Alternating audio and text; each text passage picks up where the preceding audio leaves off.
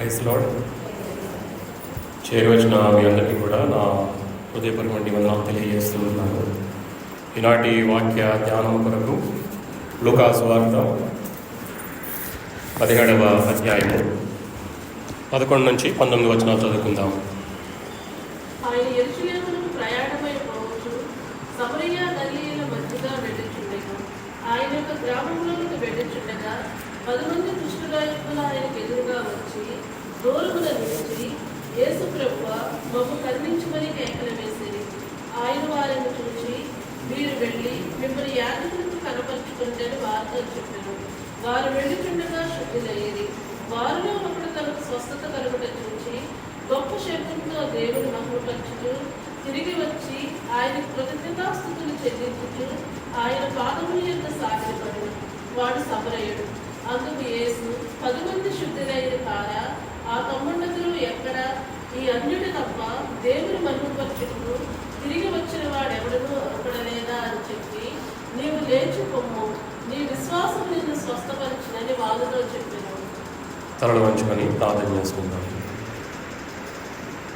ప్రేమగల తండ్రి, పరిశుద్ధమైన దేవా, మరొకసారి నాయన ఈ సాయంకాల సమయంలో ప్రభువా మీ మందిరములో చేరి మీతో సహవాసం చేయడానికి, మీ సన్నిధిని కలిగి ఉండటానికి మా ప్రభువా మా జీవితాలలో మీరు అనుగ్రహించిన శ్రేష్టమైన సమయాన్ని బట్టి నాయన, అనేకులకు లేనటువంటి ధన్యతను బట్టి నాయన మీకు వేలాది స్తోత్రాలు చెల్లిస్తున్నాను మా తండ్రి. దినమంతనైనా మీరు కాచి కాపాడి భద్రపరిచి మా పనిపాటల్లో ప్రయాణాల్లో మీరు తోడుగా ఉండి ఈ రీతిగా మీ మందిరంలో చేర్చారు మా ప్రభావాన్ని బట్టి స్తోత్రాలు చెల్లిస్తున్నాను మా తండ్రి. సాయంకాల సమయంలో ప్రభావ ప్రియ కుటుంబం తరఫున ఈ రీతిగా మీ వాక్యాన్ని ధ్యానించడానికి మీరు సహాయం చేసిన దేవా మీకు వందనాలు చెల్లిస్తున్నాను మా తండ్రి. సిద్ధపరిచిన లేఖన భాగాలను ఆయన మీరు దీవించండి, ఆశీర్వదించండి మా ప్రభావ. ఏ హృదయానికి ఏ మాట అవసరమైందో ఆ రీతిగా మీరు పంచిపెట్టండి. వినగలిగే చెవిని, గ్రహించగలిగే హృదయాన్ని, లోబడి అన్వయించుకున్నటువంటి జీవితాన్ని మా ప్రభావం మాకు అనుగ్రహించి నడిపించుకున్న ప్రభావం ప్రార్థన చేస్తున్నాను మా తండ్రి.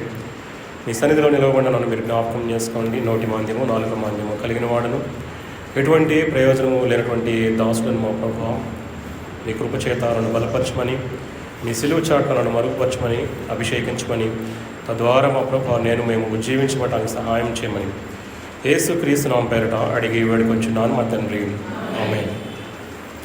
పిల్లరా, చదవనటువంటి వాక్య భాగము మనము అనేక సార్లు మన విశ్వాస జీవితంలో ధ్యానించి ఉంటాము, చదువుకొని ఉంటాము.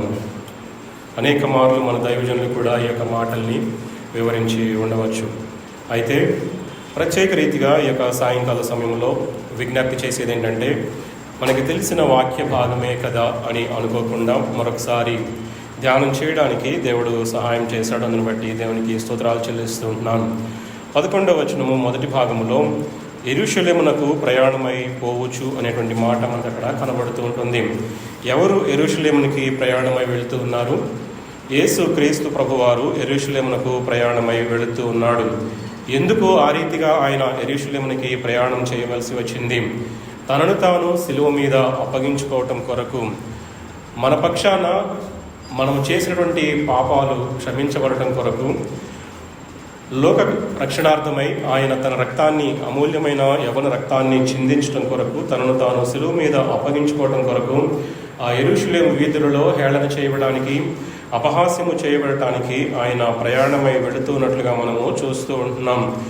సమరయ గలిలయ మధ్యగా వెళ్ళుచుండెను అంటున్నాడు. అంటే సమరయ అనేటువంటి ఊరికి, గలిలయ అనేటువంటి ఊరికి మధ్యలో ఆయన ఉంటూ ఉన్నట్లుగా మనము చూస్తూ ఉంటున్నాం. పిల్లారా, గ్రామంలోనికి వెళ్ళుచుండగా అనేటువంటి మాట మనం అక్కడ చూస్తూ ఉంటున్నాం. 12వ వచనము మొదటి భాగములో. అంటే 2 ఊర్లకి మధ్యలో ఉన్నటువంటి పొలిమేరలో ఆయన ఉంటూ ఉన్నాడు. ఆ తర్వాత వచ్చేటువంటి ఊరు ఏదైతే ఉందో ఆ ఊరిని ప్రవేశించడానికి ముందుగా ఆయన పొలిమేర నుంచి ఆ పొలిమేరని దాటుతూ ఉన్నట్లుగా మనం చూస్తూ ఉంటున్నాం.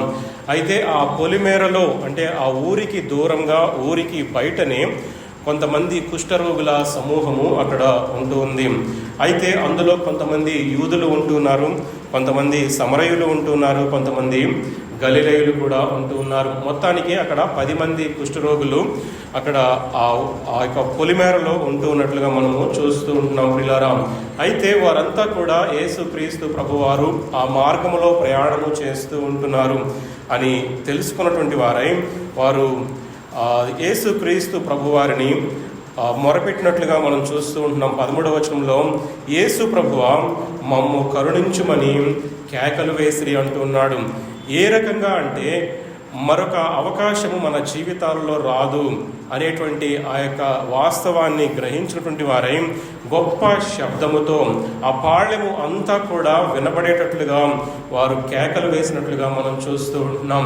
అయితే వారు వేసినటువంటి కేకలను బట్టి, వారిలో ఉన్నటువంటి విశ్వాసాన్ని బట్టి యేసుక్రీస్తు వారు 10 మందిని కూడా స్వస్థపరిచినట్లుగా, ఆ 10 మందిలో ఒక్కరు మాత్రమే కృతజ్ఞతా భావముతో తిరిగి గొప్ప శబ్దముతో దేవుని మహిమపరచుచు ఆయనకు కృతజ్ఞతాస్తుతులు చెల్లిస్తూ దేవుని యొక్క పాదముల యొద్ద సాగిలపడినట్లుగా మనం ఇక్కడ చూస్తూ ఉంటున్నాం. ఈ మాటలన్నీ కూడా మనము జ్ఞాపకం చేసుకున్నాం, అనేక మార్లు ధ్యానించి ఉంటున్నాం.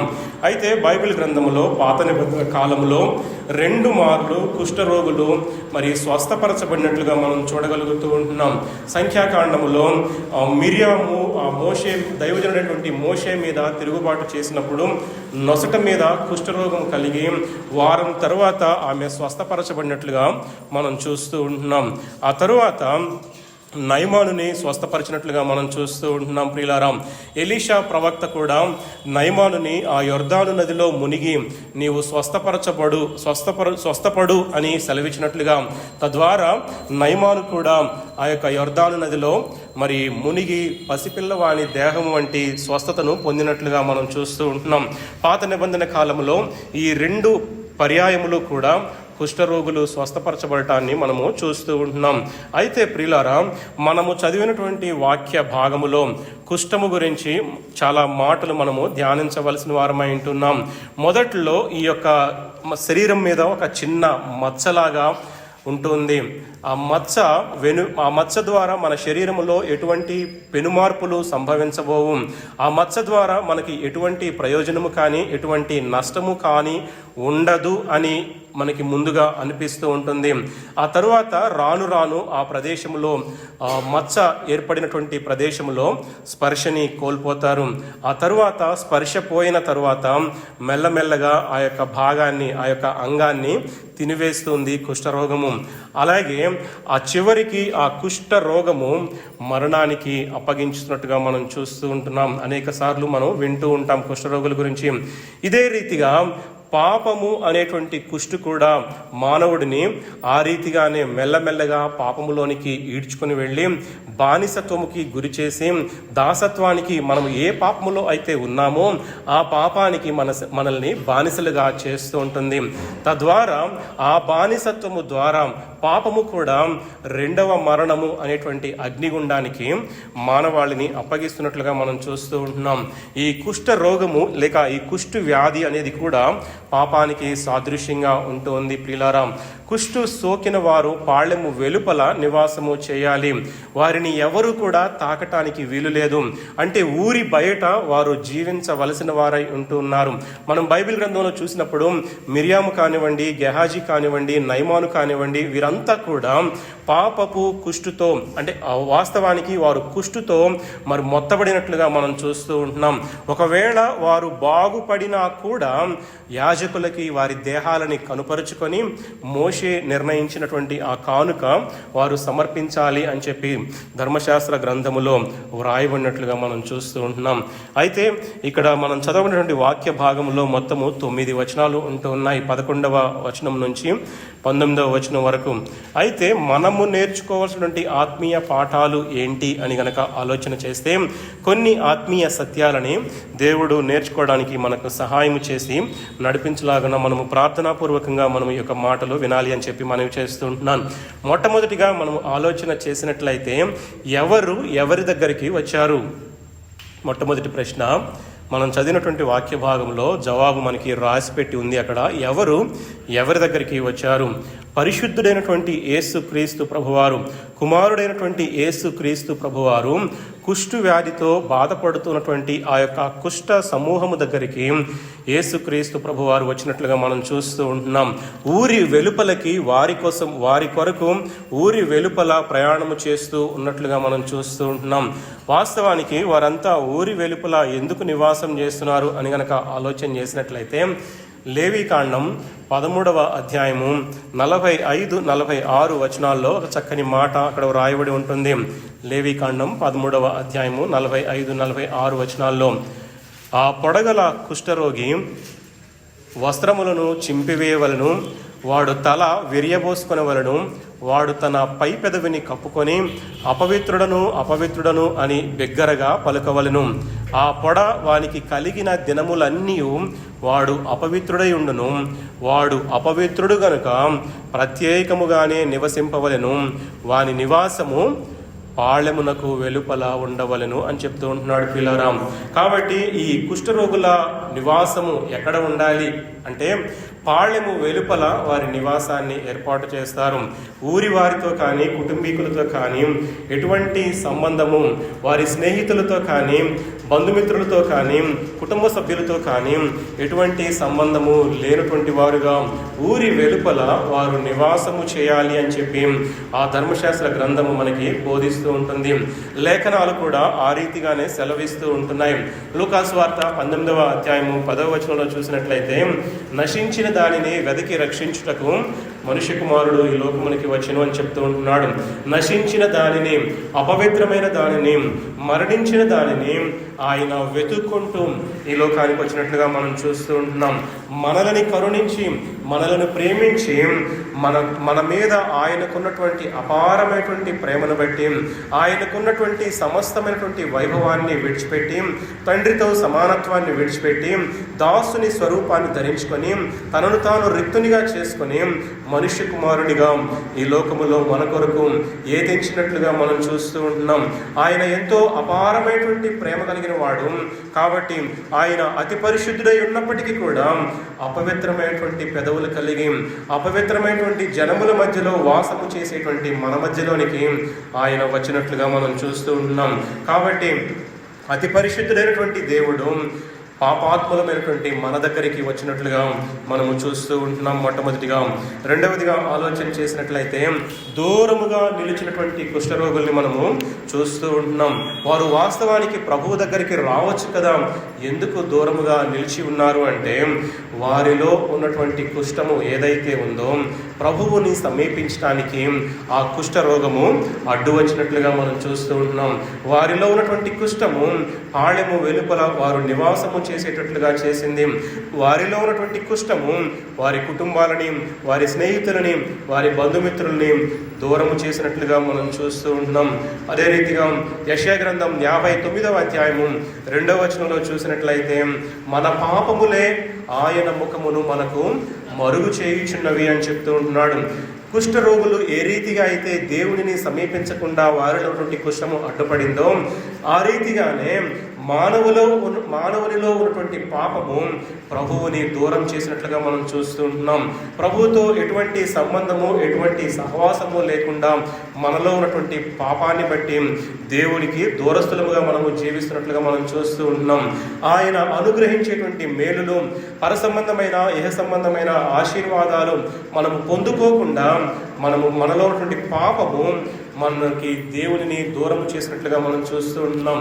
మరి ముఖ్యంగా మనకి అవసరమైనటువంటి రక్షణని ఆయన అనుగ్రహించడానికి ఈ లోకానికి వచ్చినప్పటికీ కూడా ఈ యుగ సంబంధమైనటువంటి దేవత మన మనోనేత్రాలకి గురుడితనము కలుగ చేయటాన్ని బట్టి మనము దేవునిని సమీపించకుండా మనలో ఉన్నటువంటి ఆ పాపము అనేటువంటి కుష్టి వ్యాధి దేవునికి మనకి అడ్డముగా నిలబడినట్లుగా మనం చూస్తూ ఉంటున్నాం. కాబట్టి వీరంతా కూడా పాపము అనేటువంటి కుష్టుతో దూరముగా నిలిచినట్లుగా చూస్తూ ఉంటున్నాం. ఆ రీతిగానే పాపము అనేటువంటి కుష్టుతో బాధపడుతున్నటువంటి మానవుడు కూడా దేవునికి ఎంతగానో దూరమైపోయి ఉంటున్నాడు. దేవునితో ఎటువంటి సంబంధము, సహవాసము లేనటువంటి స్థితిలో ఉంటూ ఉన్నాడు. కాబట్టి నేను జ్ఞాపకం చేసుకోవాల్సింది ఏంటంటే, దేవుడు ప్రేమామయుడై ఉంటున్నాడు, దేవుడు కరుణామయుడై ఉంటున్నాడు. ఎఫెసీయులకు రాసిన పత్రిక 2వ అధ్యాయము 13వ వచనం కనుక చూసినట్లయితే, మునుపు దూరస్తులైన మీరు ఇప్పుడు క్రీస్తు యేసునందు క్రీస్తు రక్తము ద్వారా సమీపస్తులై ఉన్నారు అని చెప్పి అక్కడ రాస్తూ ఉంటున్నాడు ప్రియులారా. నిజానికి వాస్తవానికి మనలో ఉన్నటువంటి పాపాన్ని బట్టి దేవునితో ఎటువంటి సంబంధము, ఎటువంటి సహవాసము లేనటువంటి దౌర్భాగ్యమైనటువంటి స్థితిలో ఉన్నప్పుడు యేసు క్రీస్తు ప్రభువారు మనకి సమీపముగా రావడాన్ని బట్టి ఆయన సమస్తాన్ని విడిచిపెట్టి ఈ లోకానికి శరీరధారిగా వచ్చి మన రక్షణకి అవసరమైనటువంటి ఆయన ప్రాణాన్ని బలియాగము గావించినట్లుగా మనం చూస్తూ ఉంటున్నాం. మన పాప క్షమాపణకు అవసరమైనటువంటి అమూల్యమైన యవ్వన రక్తాన్ని చిందించడానికి ఆయన ఈ లోకానికి వచ్చినట్లుగా మనం చూస్తూ ఉంటున్నాం. మనము ఆయన దగ్గరికి వెళ్ళేంత వరకు ఆయన ఎదురు చూడలేదు, కానీ మనల్ని క్షమించడానికి, మనకి అవసరమైనటువంటి రక్షణని అనుగ్రహించడానికి, మనల్ని దేవునికి సమీపస్తులుగా చేయడానికి ఆయనంతట ఆయనే తానంతట తానుగా ఈ లోకానికి వచ్చినట్లుగా ఆ యొక్క ప్రేమని, ఆ యొక్క కృపని ఈ సాయంకాల సమయంలో దేవుడు జ్ఞాపకము చేస్తూ ఉంటున్నాడు ప్రియులారా. దూరముగా నిలిచినటువంటి కుష్ఠరోగులు ఒకానొక దినాన నీవు నేను కూడా క్రీస్తులకు దూరస్తులమై ఉన్నప్పుడు దేవుడు మనల్ని ప్రేమించి కరుణించి మనల్ని రక్షించాడు అనేటువంటి సత్యాన్ని జ్ఞాపకము చేసుకోవాల్సిన వారమై ఉంటున్నాం. మూడవదిగా ఆలోచన చేసినట్లయితే ప్రార్థించినటువంటి కుష్ఠరోగుల్ని మనం చూస్తూ ఉంటున్నాం ప్రియులారా. 13వ వచనంలో యేసు ప్రభువా మమ్ము కరుణించుమని కేకలు వేసి వారు ప్రార్థించినట్లుగా మనం చూస్తూ ఉంటున్నాం ప్రియులారా. వారి జీవితము ఎటువంటిదో వారు స్పష్టంగా ఎరిగినటువంటి వారుగా ఉంటూ ఉన్నారు.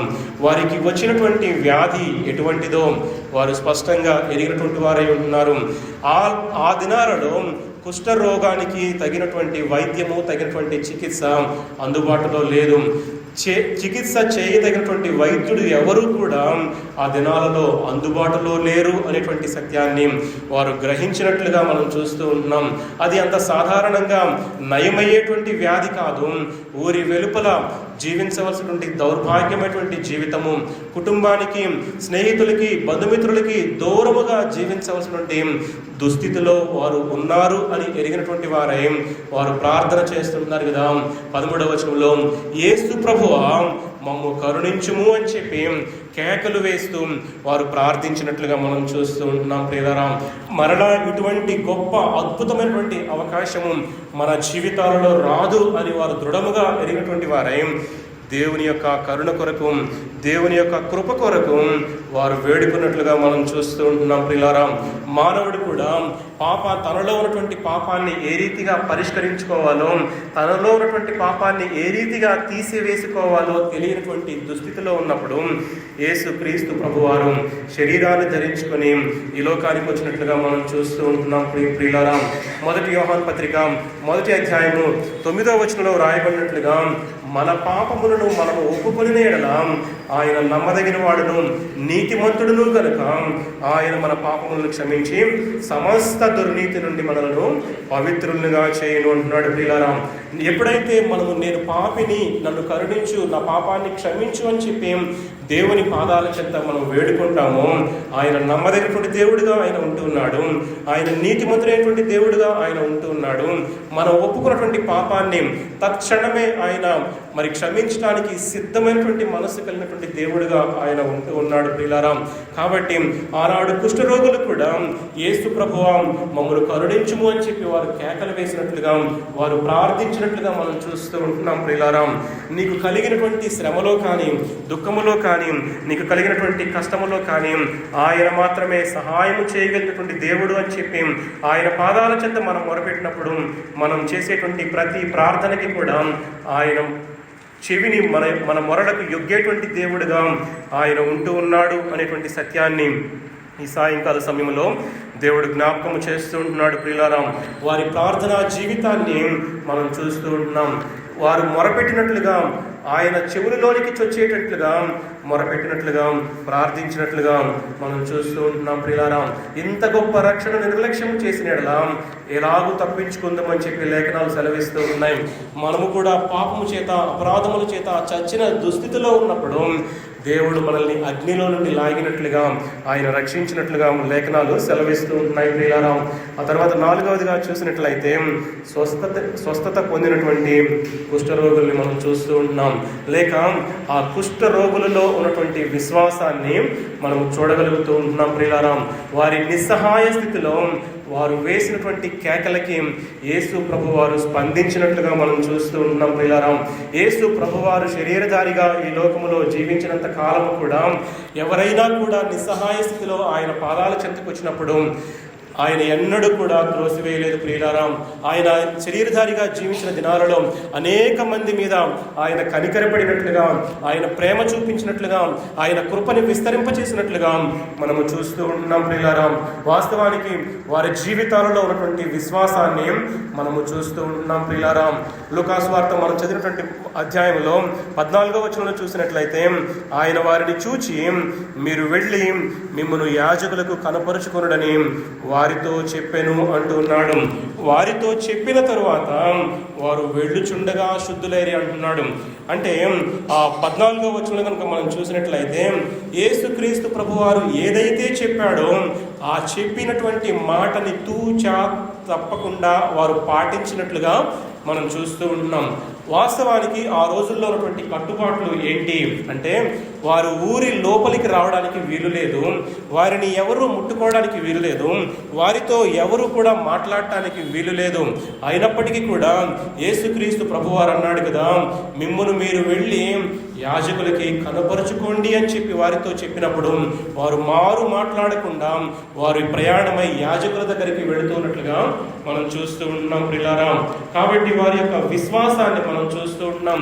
అయ్యా, ఇటువంటి దేహాలతో ఇటువంటి వ్యాధి కలిగినటువంటి వారు మేము ఏ రీతిగా యాజకుల్ని సమీపించాలి అనేటువంటి ప్రశ్న వారి హృదయాలలో కలగలేదు. ఆ యొక్క ప్రశ్నని యేసుక్రీస్తు ప్రభువారి ముందు కూడా వారు పెట్టలేదు ప్రియులారా. కాబట్టి వారి యొక్క విశ్వాస జీవితాన్ని మనము చూడగలుగుతూ ఉంటున్నాం ప్రియులారా. మన జీవితాలలో కూడా అనేక మార్లు దేవుడు అనుగ్రహించేటువంటి మేలులు పొందుకోలేకపోవడానికి, దేవుడు మన జీవితాలలో చేయాలి అనుకున్నటువంటి ఆ మేలులు పొందుకోలేకపోవడానికి మనలో ఉన్నటువంటి అవిశ్వాసము ప్రధాన కారణం అని చెప్పి దేవుడు జ్ఞాపకము చేస్తూ ఉంటున్నాడు ప్రియులారా. విశ్వాసముతో చేసేటువంటి ప్రతి ప్రార్థనని కూడా దేవుడు అంగీకరిస్తాడు. తగిన సమయంలో తగిన రీతిగా మనకి జవాబులు అనుగ్రహిస్తాడు అనేటువంటి సత్యాన్ని దేవుడు జ్ఞాపకము చేస్తూ ఉంటున్నాడు ప్రియులారా. కుష్ఠరోగుల యొక్క విశ్వాస జీవితాన్ని కనుక మనం చూసినట్లయితే మనలో వారు ఏ రీతిగా అయితే కేకలు వేశారో వారు వేసినటువంటి కేకలకు దేవుడు ప్రతిస్పందించినట్లుగా మనం చూస్తూ ఉంటున్నాం ప్రియులారా. వారి జీవితాలలో వారికి అవసరమైనటువంటి శారీరక స్వస్థతతో పాటు ఆధ్యాత్మిక స్వస్థతను కూడా వారికి అనుగ్రహించినట్లుగా, తద్వారా వారు స్వస్థత పొందినటువంటి కుష్ఠరోగులుగా మనము చూస్తూ ఉంటున్నాం ప్రియులారా. 5వదిగా ఆలోచన చేసినట్లయితే ఆయన ముట్టుకోకుండానే, మరి ముఖ్యంగా వారికి ఎదురుగా ఆయన లేకుండానే వారి జీవితాలలో అద్భుతాన్ని చేసినటువంటి దేవుడిని మనము చూస్తూ ఉంటున్నాం. వారు వేసినటువంటి కేకలకు బదులుగా యేసుక్రీస్తు ప్రభువారు వారిని ముట్టి స్వస్థపరచవచ్చు, లేక నీ విశ్వాసమే నిన్ను స్వస్థపరిచింది అనేటువంటి మాట ద్వారా కూడా వారిని స్వస్థపరచగలిగినటువంటి దేవుడు. అయితే ఈ సందర్భంలో ఆయనకున్నటువంటి ఆలోచన, ఆయనకున్నటువంటి దృక్పథము, ఆయనకున్నటువంటి సంకల్పము వేరేగా ఉంటుంది ప్రియులారా. మానవుల యొక్క ఆలోచనలు వేరుగా ఉంటాయి, దేవుని యొక్క ఆలోచనలు వేరుగా ఉంటాయి అని చెప్పి ఈ సంఘటన మనకి జ్ఞాపకం చేస్తూ ఉంటుంది ప్రియులారా. యెషయా గ్రంథం 55వ అధ్యాయము 8-9 వచనాల్లో ఒక చక్కటి మాట వ్రాయబడుతుంటుంది ప్రియులారా. నా తలంపులు మీ తలంపుల వంటివి కావు, మీ త్రోవలు నా త్రోవల వంటివి కావు. ఇదే యెహోవా వాక్కు. ఆకాశములు భూమికి పైన ఎంత ఎత్తుగా ఉన్నవో మీ మార్గముల కంటే నా మార్గములు, మీ తలంపుల కంటే నా తలంపులు అంత ఎత్తుగా ఉన్నాయి అని చెప్పి లేఖనాలు సెలవిస్తూ ఉంటున్నాయి ప్రియులారా. బహుశా వారు అనుకుని ఉండొచ్చు, మమ్మల్ని ముట్టుకొని దేవుడు స్వస్థపరుస్తాడు, లేక ఆయన మాట ద్వారా మనల్ని స్వస్థపరుస్తాడని చెప్పి వారు బహుశా అనుకుని ఉండవచ్చు. కానీ దేవుని యొక్క ఉద్దేశాలు, దేవుని యొక్క సంకల్పములు స్థిరమైనటువంటివి. మన జీవితాలలో మేలుకరమైనటువంటి ఉద్దేశాలు ఆయన అన్ని చోట్ల అన్ని వేళలా ఉండగలిగినటువంటి దేవుడు అని చెప్పి మనకి జ్ఞాపకం చేస్తూ ఉంటున్నాడు. వారితో పాటు సరే మీరు నన్ను వెంబడించండి, నేను మిమ్మల్ని స్వస్థపరుస్తానని చెప్పలేదు. లేకపోతే ఈ కుష్ఠరోగులు దేవుని వెంబడించలేదు. కానీ దేవుడు మరొకసారి మనకి జ్ఞాపకం చేసుకున్న సత్యం ఏంటంటే ఆయన అన్ని చోట్ల అన్ని వేళలా కూడా ఉండగలిగినటువంటి సర్వాంతర్యామైనటువంటి దేవుడు అని చెప్పి దేవుడు జ్ఞాపకం చేస్తూ ఉంటున్నాడు. నీవు ప్రార్థించినటువంటి ప్రార్థన ఆయన సన్నిధికి చేరుతుంటుంది. తద్వారా ఆయన తగిన సమయంలో తగిన రీతిగా నీ హృదయంలో ఉన్నటువంటి వేదనని తొలగించేటువంటి దేవుడుగా ఆయన ఉంటూ ఉన్నాడు. నీ జీవితంలో ఉన్నటువంటి సమస్యని తొలగించేటువంటి దేవుడుగా ఆయన ఉంటూ ఉన్నాడు. ఆయన సర్వాంతర్యామి అయినటువంటి దేవుడు అని చెప్పి దేవుడు జ్ఞాపకము చేస్తూ ఉంటున్నాడు ప్రియులారా.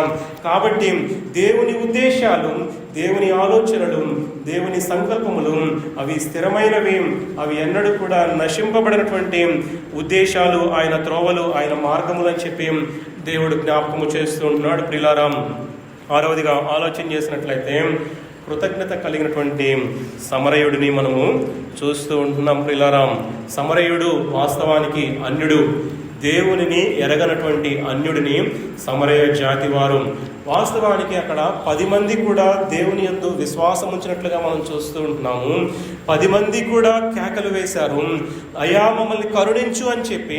ఆ పాళెమంతా కూడా వినబడేటట్లుగా ఆ 10 మంది ఆ దేవుని యొక్క ప్రేమ కొరకు, కరుణ కొరకు, కృప కొరకు ప్రార్థించారు.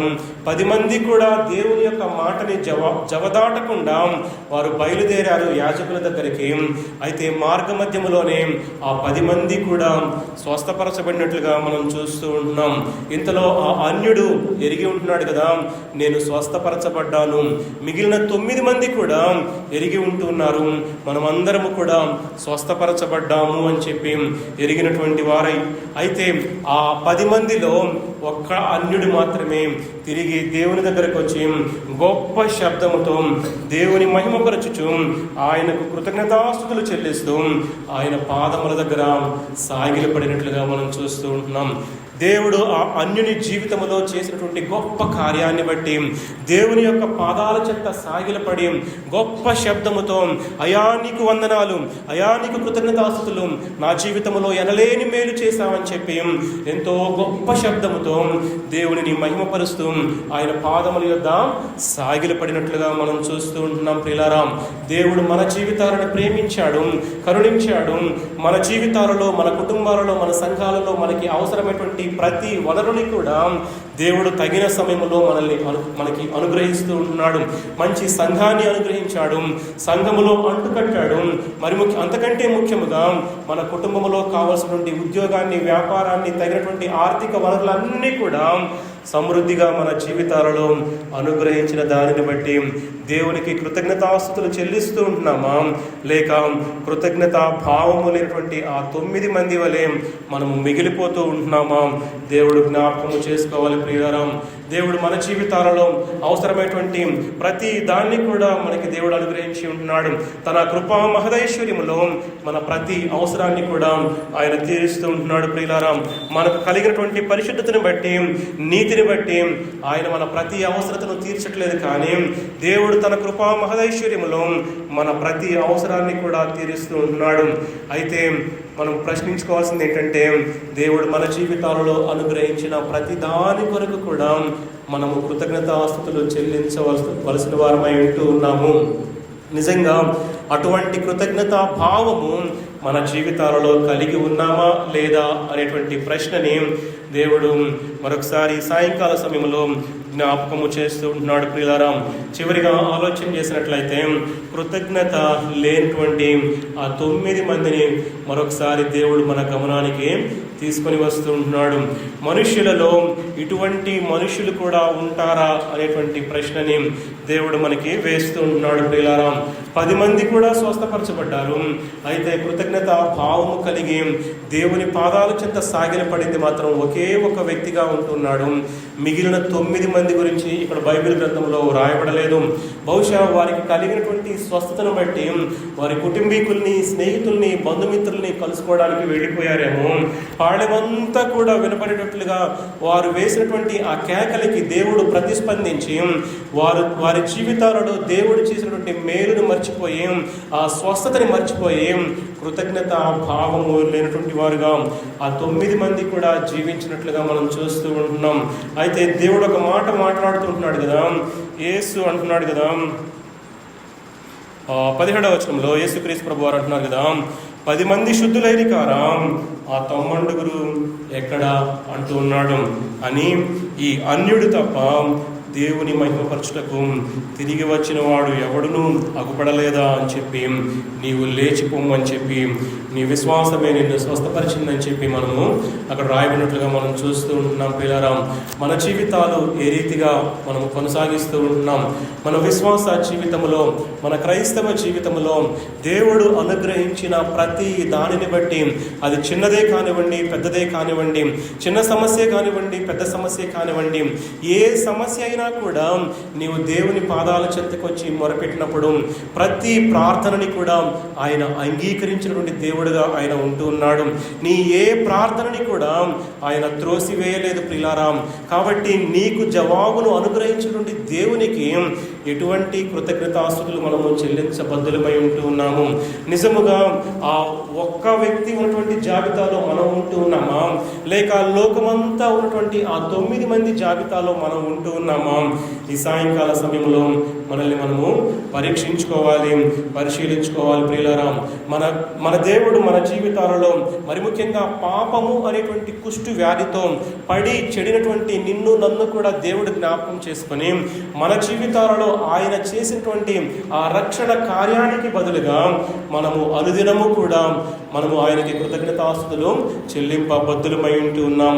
నిత్య నాశనానికి, నిత్యాగ్నికి, నిత్య నరకానికి ఆహుతులైనటువంటి నిన్ను నన్ను కూడా దేవుడు ప్రేమించి కరుణించి ఆయన అమూల్యమైనటువంటి రక్తాన్ని చిందించి ఆ సిలువలో ఆయన ఆకాశానికి భూమికి మధ్యలో వేలాడి ఆయన చేసినటువంటి త్యాగాన్ని బట్టి నీకు రక్షణని అనుగ్రహిస్తే ఆ రక్షణని మన జీవితాలలో చులకనగా చూస్తూ ఉన్నామేమో.